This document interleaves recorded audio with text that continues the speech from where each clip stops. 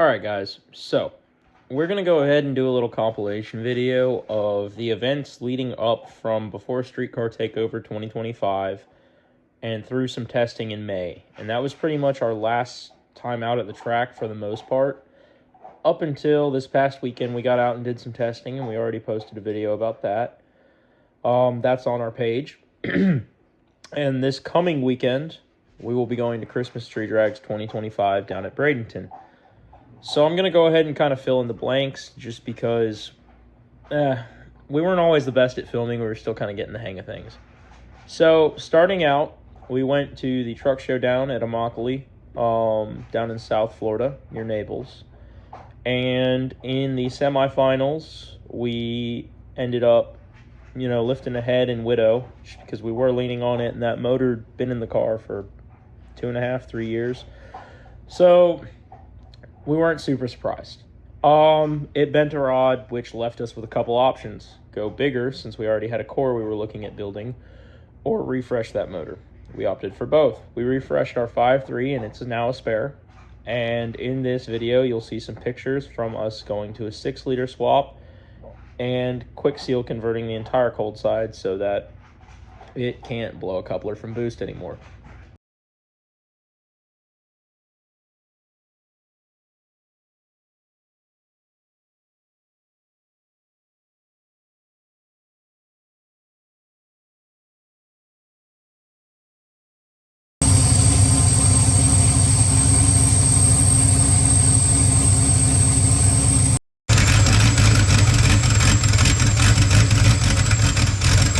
So next up, what you're going to end up seeing is we decided kind of off the cuff, out of nowhere, that going into the racing season, we wanted to go ahead and put a bigger engine in Blueberry. We were running a stock bottom end 5.3 prior, and we decided going into the season we wanted to put our bigger engine back in. We had split the block on it about 1.5 years ago, and decided to go ahead and pull the rotating assembly, reblock it, and get some fresh gaskets and head studs in it, and go ahead and snatch that 5.3 out and throw this engine in just so that we had more cubic inch going into the season. Nothing was wrong with the 5.3. It was just easier to go bigger and know we had more power on tap. So over the course of a weekend, while we had some customer engine builds going on, some friends' engine builds going on, and Widow's engine build going on, we finished up one day and we decided, why not? So about, we'll say 5, 6 p.m., we started chucking an engine together, and you'll see in these upcoming clips about 3:30 in the morning, we got our first fire up, and promptly about 7 o'clock, our first test drive and 2-step check.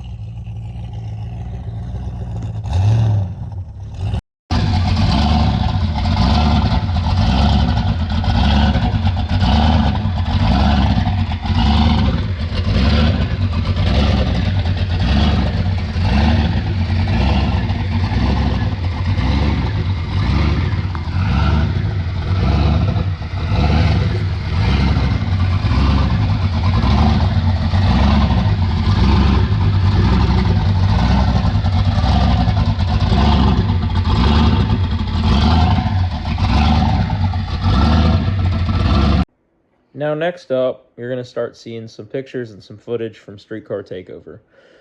We showed up at this event, unfortunately untested, because we did try and attend multiple test and tunes, and due to weather and unforeseen circumstances, they were all canceled.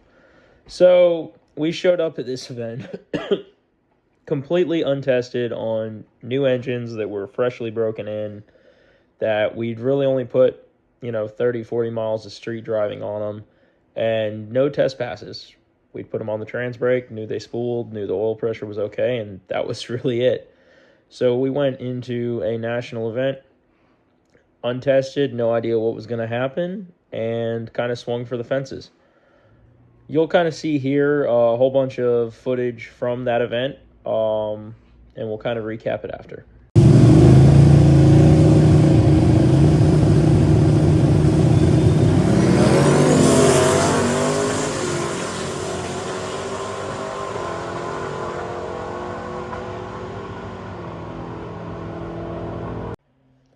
So, as you just saw, Widow is racing in the 10.0 index class, and in our late night qualifying run, we ran our friends over at McLean Motorsports. So we really thought those two were going to be the cars to beat. We know we have reliable 10.00 tune-ups in Widow, and they have the same for their car. So we got to see what we expected to be the finals in first round.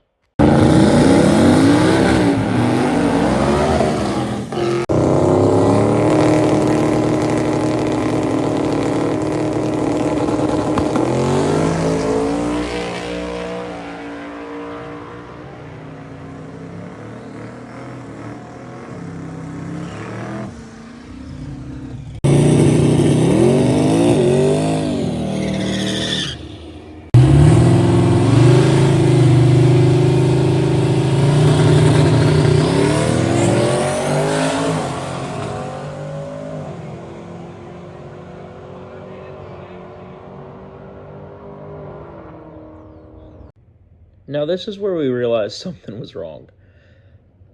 In Blueberry's first pass of qualifying, the car, it came up on the brake weird. We let go of the button, and it just fell on its face. And we weren't really certain why. Widow broke out on the same exact tune-up that went like a 999 or like a 10.001. Again, heat of the day, the car should have gone slower. So we knew we were in trouble. And here in eliminations, you'll kind of see what was going on. Starting with Blueberry, though, we did manage to do some testing and come to the realization that the wastegates were weeping air past the diaphragms, and it was preventing the car from maintaining target boost.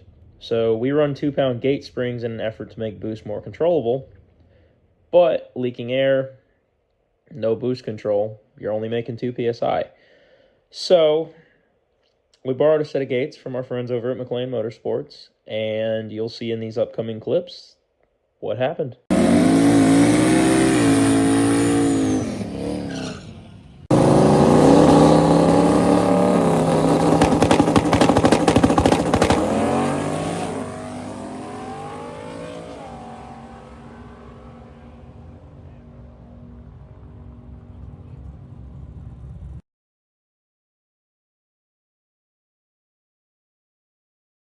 So, as you can see, not only did those gates fix the issues we were having with Blueberry, but the car set a new PB.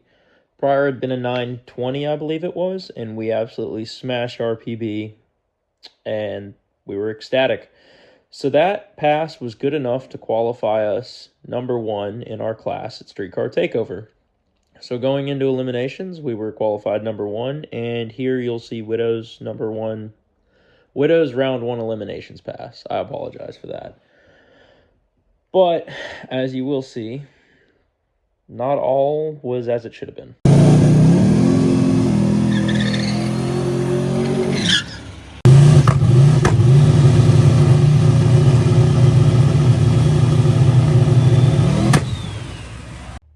In the burnout, the car shut off a couple times, and then coming up on the line, it came up on the brake, and the second we let go of the button, it just fell on its face. After some investigation, we came to realize it was the crankshaft position sensor. We had reused the one that came with the new core engine that we built and didn't even think to pull the one out of the old engine. Unfortunately, that really bit us because something was going on with it. Every time that crank sensor would get to 175 degrees of coolant temp on that engine, the sensor would start cutting out and randomly failing. So just like that, Widow was done for the event.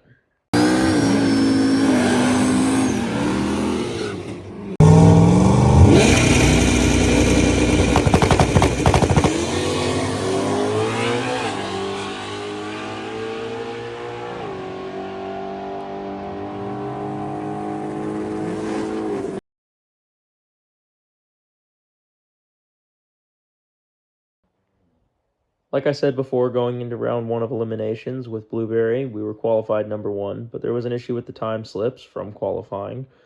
So instead of our 8:55 pass being the qualifying time with a 10th faster breakout, the wrong time slip was used for another car that had accidentally ended up with our same car number. So the time that was reported was a 9:15. And, well, that put the breakout at a 9:05. So in the breaks at the 1,000 foot, unfortunately, we still broke out on our number 1 qualifying time. And that put Blueberry out of the event as well.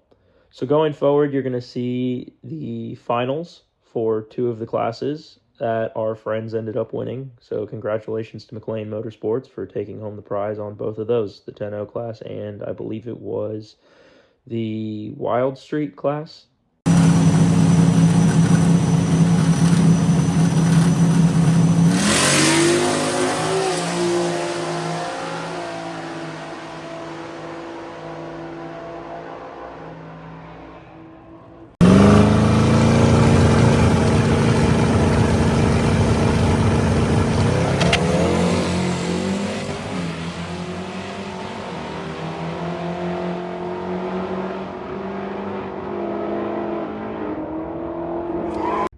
Now, coming out of Street Car Takeover, we had a little bit of a high as far as how the cars were running, especially once we got the little issues fixed. So we got some fresh gates slapped in Blueberry, we got a new crank sensor in Widow, checked everything over, and decided we were going to head south to Bradenton Motorsports Park to do some testing the next weekend while we had some friends in town. So we did a little bit of team building, took Blueberry, Widow, and Toby's car that we have affectionately dubbed the Fire Hazard out to do some testing as a team and all hang out. So going forward, you'll see some footage from that. We went ahead and did a little team ladder to see who had the fastest car that night. And Widow managed to win. And then after that, we just did some independent PB testing. So you'll see footage from all of this.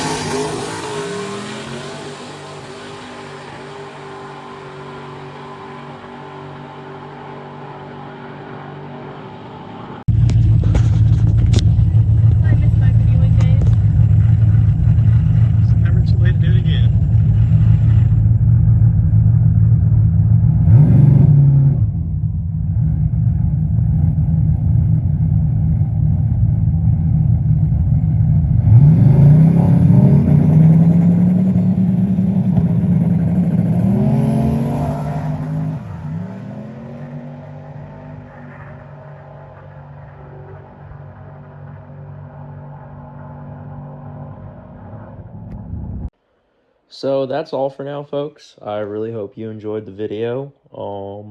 And we'll get another one posted up soon. Hopefully we'll have some cool content coming from Christmas tree drags. And hopefully we'll be getting out to do some more racing early next year with the whole team. And since then, we've also accrued a few new team members.